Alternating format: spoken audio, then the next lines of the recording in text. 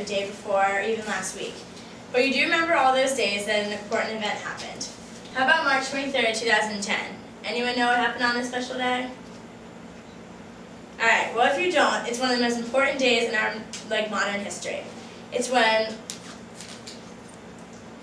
Barack Obama signed the new healthcare bill.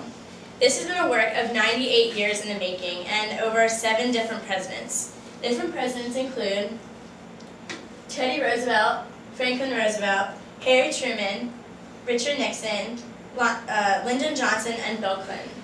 And this is just kind of like a funny comic showing that all they put the hard work in, and now Obama's kind of getting the credit for it and celebrating with all that all their hard work paid off. When Obama finally signed this bill, this is a quote that he announced to the public. It says, "Here in this country, we share our own destiny. That is what we do. That is who we are. That is what makes us the United States of America, and we have now just enshrined, as soon as I sign this bill, the core principle that everybody should have the same basic security when it comes to their health care." This bill is a very complicated bill, but I'm going to try to simplify it down as much as I can. But this is saying that the main purpose of this bill is so that everyone can have health care, no matter how much money they make, what they do, anything like that, their background. Alright, so these are also some of the main goals from the bill that all these 7 presidents have kind of made the same idea about. They all decided that this is what they wanted the bill to have and produce for the economy. The bill as of right now, even though it was implemented this year, isn't supposed to actually take full effect until 2014. So we won't actually know if these goals will actually be accomplished until a couple of years, but it's something to look forward to, and it's exactly what we pay attention to.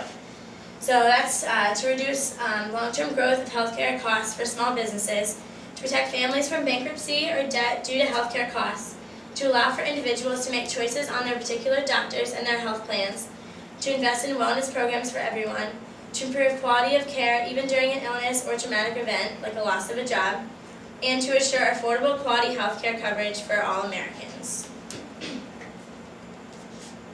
One of the main parts of the bill is the middle class cut. This is a way for the lower and the middle class to afford insurance that they need that they normally couldn't afford. With this, it's supposed to say that 95% of all Americans should be able to get health care. Like I said, we don't know if this is actually 100% true, but that's what we're striving for.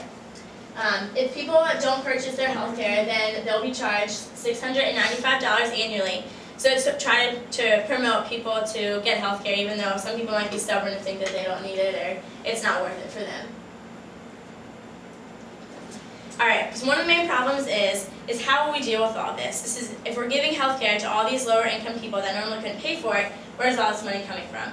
And actually, this bill is supposed to say that it's supposed to cost $940 billion for this to be implemented. So where will all this money come from? One of the things that's going to come from the people that are wealthy. What Barack Obama considers to be wealthy is if, as a family, you own more, or you make an annual income of over $250,000, and as an individual, you make over $200,000. So by taking that money, they're going to do an increased tax on investment income to up to 3.8% of an increase. They're also going to give high Medicare payroll taxes to all these wealthy people as well, and take all that money and then combine it and give health care to the people that need it that can't afford it as of right now. Okay, so a lot of things are usually oh, it's deal with our parents because we don't deal with us. But actually, as college kids, this has a huge effect on us. We're graduating in 2013, 2012, whatever it may be. But so that's right when the bill is supposed to be 100% implemented. One of the main things that is most controversial is that people will now be covered under their parents' health care insurance until the age of 26.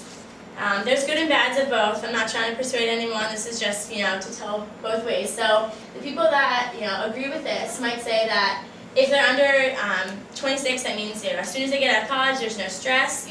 You'll be covered under your health care for, a couple years as long as you need it.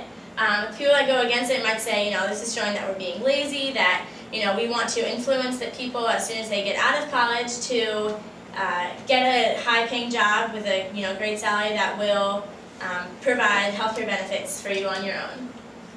It also allows for more people to be able to afford to go to college. This might kind of seem like a far-fetched idea, but this also, along with this bill, talks about how they want to make student loans purely government-based. And by doing this, they're also going to lower that you only have to pay off 10% a year, when before it was 15% a year. So it's giving people a longer time to pay off their bills, so people can take out more student loans, more people can go to college, and it kind of just creates this huge cycle. That's kind of my presentation. I hope you guys all learn a lot about the economy. It's kind of something that's really important.